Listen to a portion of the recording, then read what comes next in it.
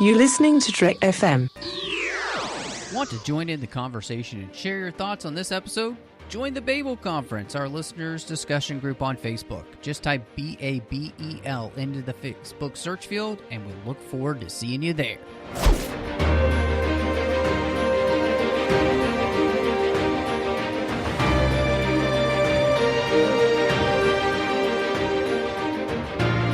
The 602 Club proudly presents Snyder Cuts, a Zack Snyder Directorial Podcast, and I'm just one of your hosts here, Matthew Rushing, and with me, as he has been throughout this entire journey with Zack Snyder, John Mills. Hello, everybody. Glad to be back with I think this is a surprise episode of Snyder Cuts, I'd say, considering he has not directed anything since Army of the Dead. It's true. It's true. There is no new secret edition of a Zack Snyder, movie or television show or something like that.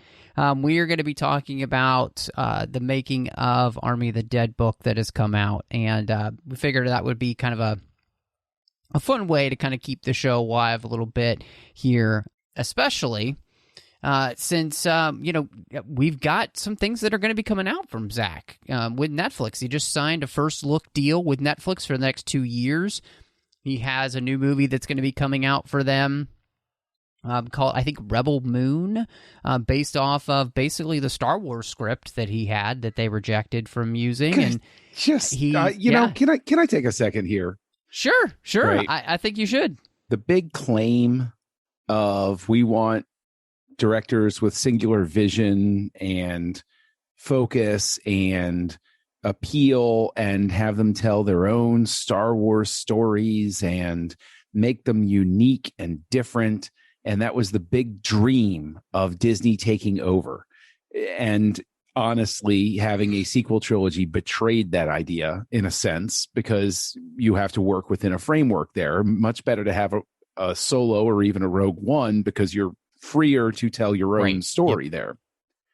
The idea that not only they would have turned down his original idea for it, but the fact that they would have turned it down, and everybody seems to forget contract with Josh Trank, and that didn't work out too well, and supposedly have a project in the works with Benioff and Weiss from Game of Thrones fame, and that's already not worked out too well.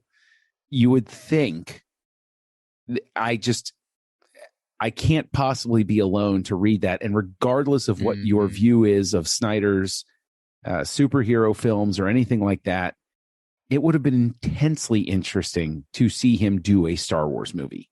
That would have been fascinating to see his style and his visual sensibilities worked into that, because I think also, and we'll get to this when we're talking about the Army of the Dead making of book, he's very conscious of visual style and storytelling, and I think he would have adapted and paid homage to what came before, knowingly come before, again, and we'll get into why I believe that when we start talking about the book. So that's just my 2 cents. I'm glad that you brought that up, because I do think it is something that's really interesting and good on Zack, getting the deal with Netflix, and they seem to be all on board with really allowing him to be able to do his thing, and not only that, but they mentioned in the articles that had come out that he'll also be working on Army of the Dead 2. So we will be getting a sequel to that after he does Rebel Moon. And so, I think it's exciting. Obviously Netflix is putting its money down on creatives and letting them create, and in many ways, I think it's almost like the American zoetrope of, the 21st century, where we're going to let creatives come in and do their thing. And it's slightly more successful, though. Well, drawing comparisons to American zoetrope, I don't know. I mean, Netflix is just in the position where it's very different from the movie studios, because Netflix exists in that all that they've ever been concerned about is growing their subscriber base, period, full stop. Right. And they don't have to retrofit their approach to anything. What I think is interesting is honestly, given the financial troubles and multiple bankruptcies of American Zoetrope and Francis Ford Coppola, and the fact that nobody can quite figure out how Netflix is going to handle its debt burden going forward, maybe the comparison to American Zoetrope is accurate. So, and then Disney Plus buys Netflix, and we all start crying. Anyway, well, so before we dive into talking about Army of the Dead, a film by Zack Snyder, the making of the film by Paul Aperlo, we do want to say thank you for joining us here. Of course, you can find us wherever you get your podcasts, and if you're getting this from the 602 Club feed, of course, because we're in the same feed. So just make sure you're subscribed, and you'll get all of the episodes that come out to you, from Snyder Cuts to the 602 Club. And then, John and I, we promised you we're working on a brand new show that's going to be coming out this fall, Avengers Assembled, and that's going to be in this feed as well. So all of those things in one feed for you. So we're really trying to give you the best bang for your buck here, and it doesn't cost you anything. So just subscribe and you'll get the episodes. Of course, you can also find us on Twitter. Follow us there at the 602 Club. We're on Instagram at the 602 Club TFM. We're on Facebook at facebook.com/TrekFM. Of course, you can also find us on the Babel Conference, which is our listeners-only discussion group there on Facebook, and, of course, Trek.fm, where you can send us an email over at trek.fm/contact. And huge thank you. We got our associate producers through Patreon. They're making sure that all of the shows keep coming to you each and every week. And honestly, guys, we really could use your help. We are actually kind of hemorrhaging when it comes to that. And so go to patreon.com/TrekFM, see how you can be part of the team, and make sure that all of these great shows here on the network keep coming to you. And honestly, if you want other shows to be able to return, the best way to do that is to help us to be able to afford to keep doing this. And so, again, that's patreon.com/TrekFM. So, John, as you mentioned, this was a bit of a surprise that we're going to do in this show. And, I love making of books. In fact, as we're recording this, we'll be also doing aggressive negotiations there about J.W. Rinsler. And, one of my loves of making of books came from Star Wars, right? And so it's kind of been a lost art to have this. And throughout the last few years, I've noticed, that more and more books like this, they're kind of a mix of like art of and or making of books. Mm-hmm. And so this one is a making of book, but it really is also featuring, I think, the wonderful photography of Clay Enos, and who's obviously worked with Zack a bunch.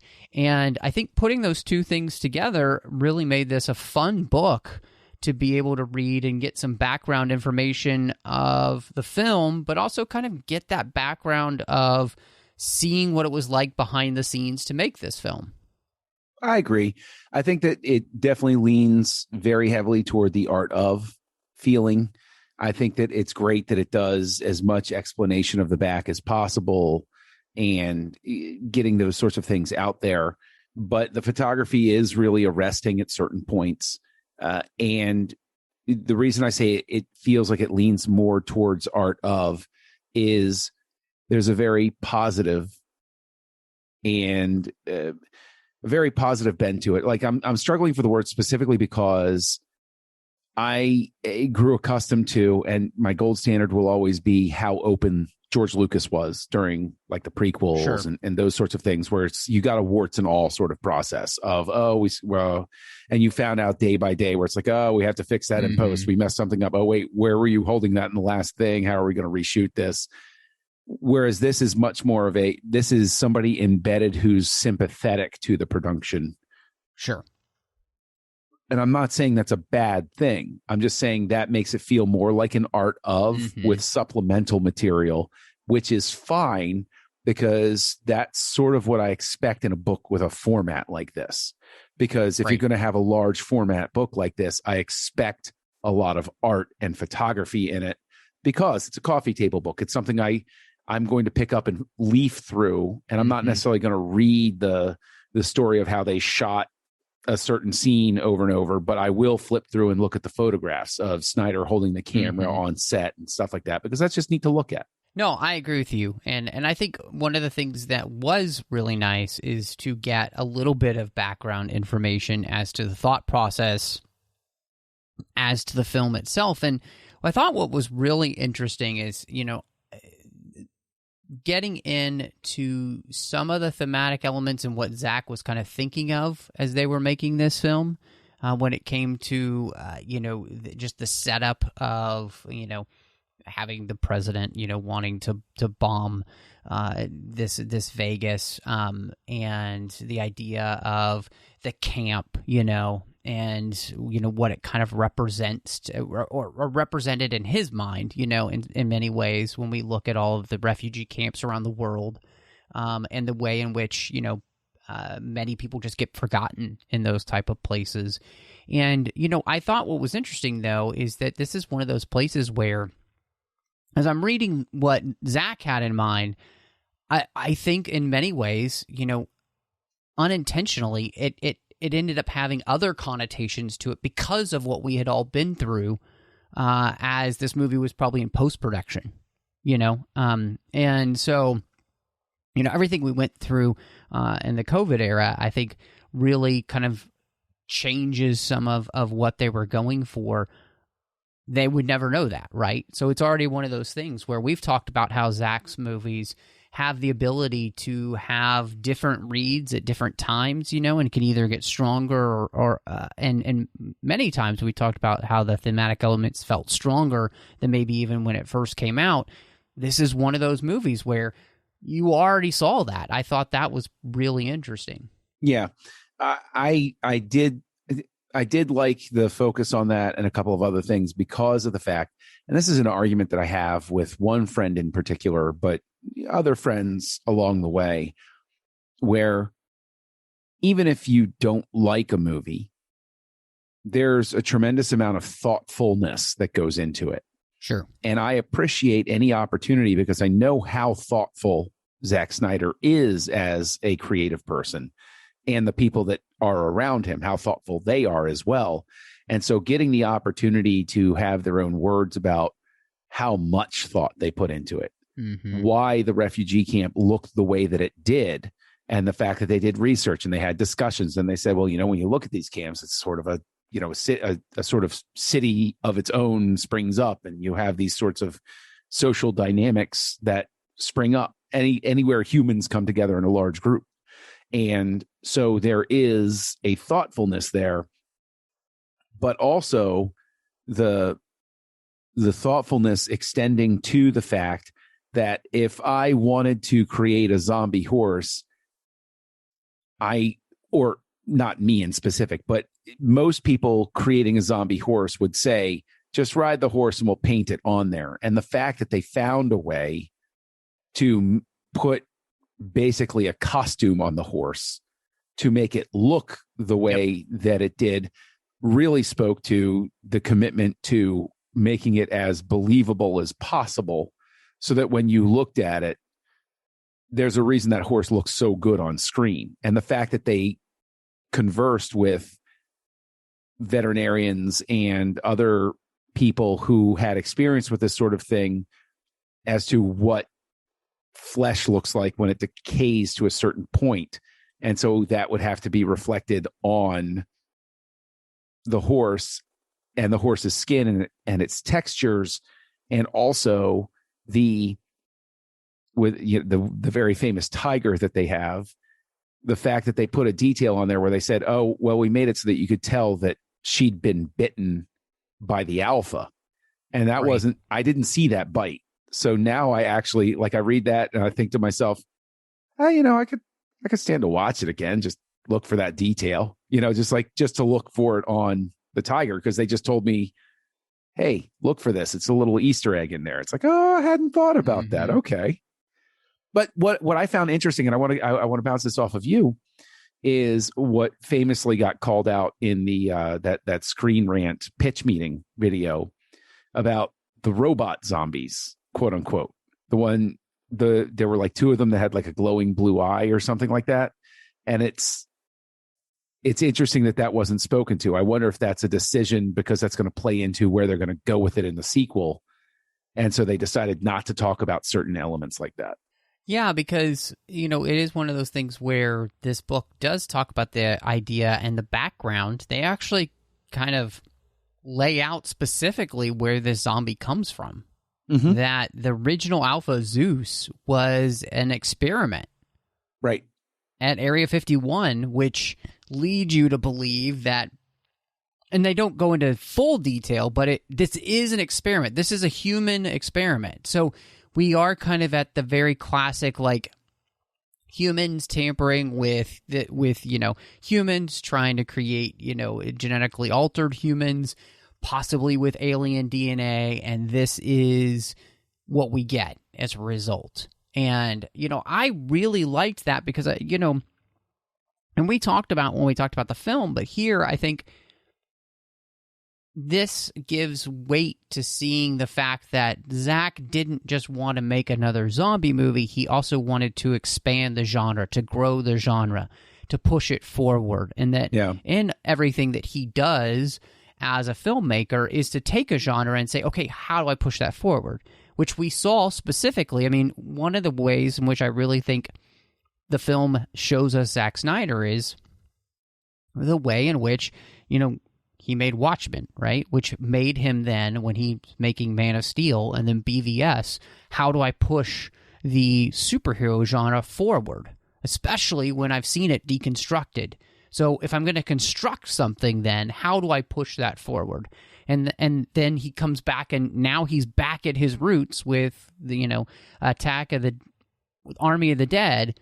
And what do we get? We are pushing the genre forward to grow it, to make it something different.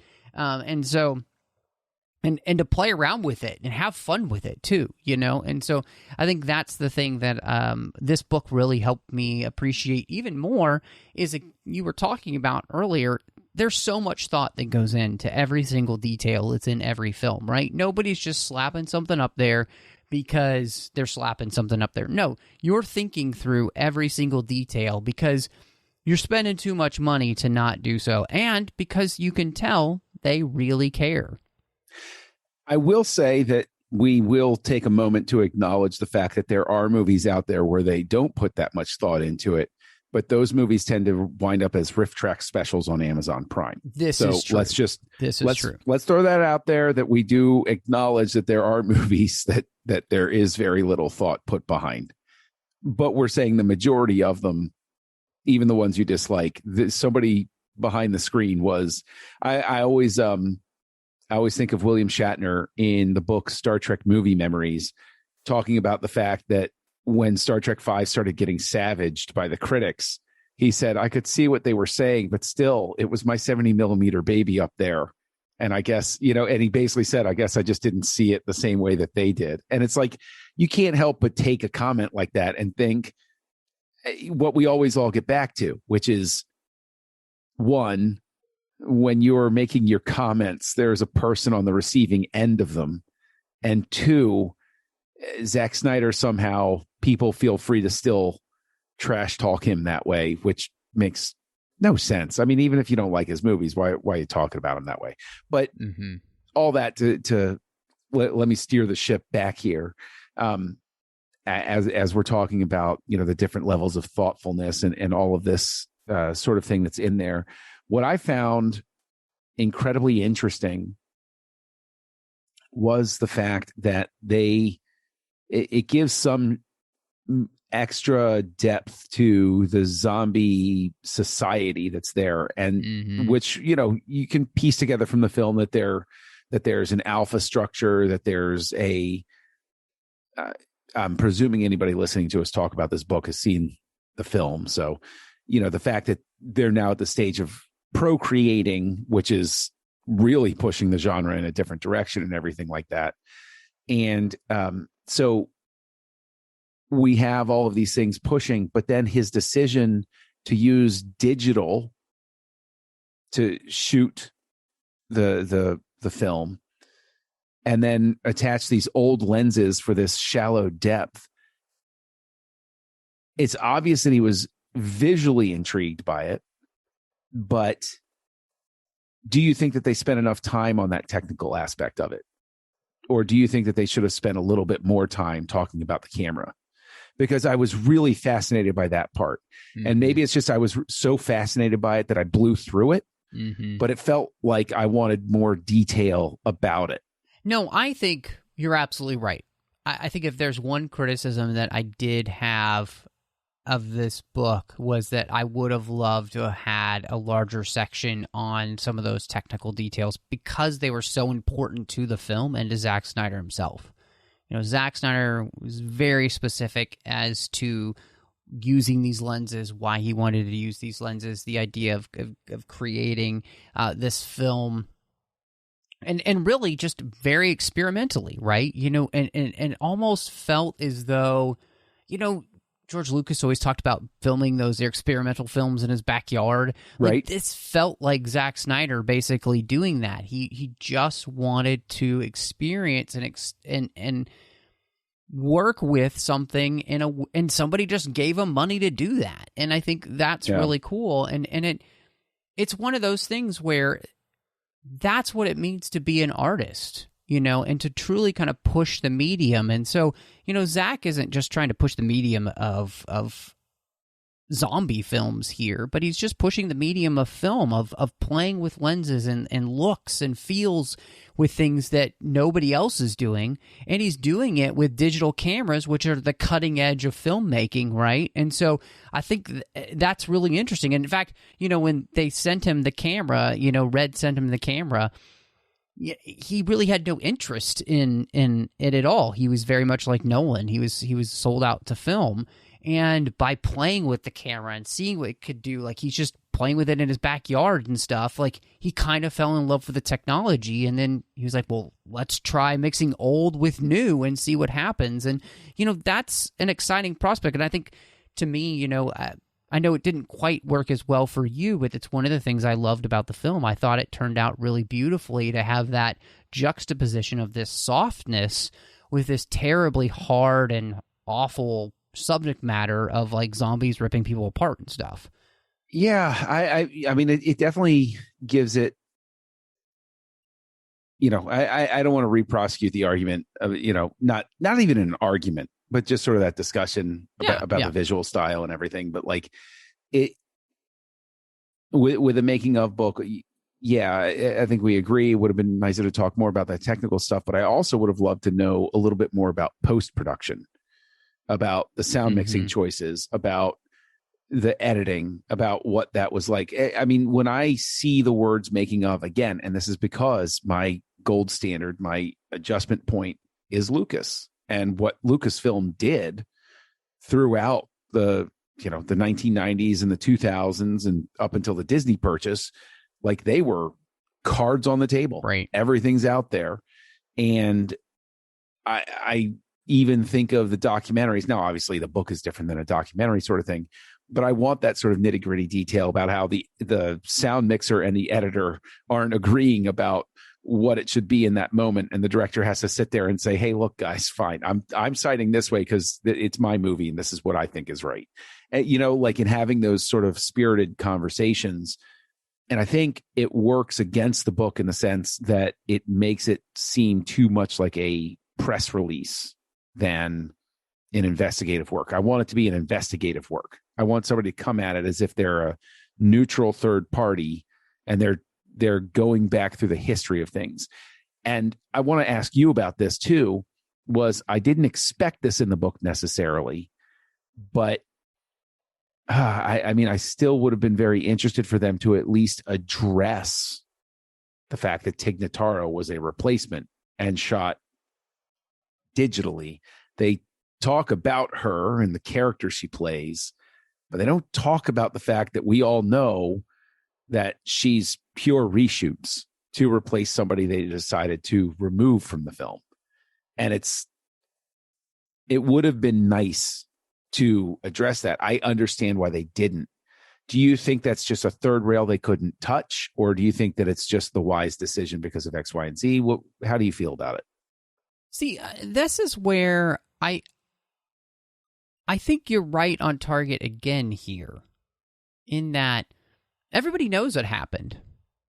Now, when I watched the film, if you remember, I didn't realize that, you know, because I hadn't been behind the scenes. But I think now that the film's been out, most people kind of realize that. I think, talking about it from the standpoint of what it's like to do that is actually a really interesting conversation because, that's something that's happened a couple of times now, right? I mean, happened to Spacey's getting replaced, in that film that came out. They replaced him in that, so they had to do the same thing. This is even more complicated because she's in some action shots, and so I would have been really interested to just hear from it from like that technical type of aspect of what it's like to do that in a movie. And I mean, you don't have to go into the details of all the stuff, but I still think there's merit. And that's where I think you rightly pointed out, this is a place where you could push the book a little bit to make it feel not just like a rah-rah for the movie, which neither of us has a problem with, but just give us more depth. And, there's nothing wrong with having just a little bit more depth. So, right. I think you hit the nail on the head. At least talk about the technical challenge of, you don't say what, you don't even have to say directly, but it's like Notaro actually wasn't on set. So they had to go back, and it was fortunate that Zack Snyder was DP on his own movie because he knew exactly the shots in his head that he was going to need to get, and he could convey that to her very easily. I don't know. Mm-hmm. That's just my own take on it. But, I don't want it to seem like I'm just, bashing on the book. Because again, I enjoyed the book a great deal. What do you think was the greatest strength of the book aside from the photography? Because I think we both agree the photography was something special.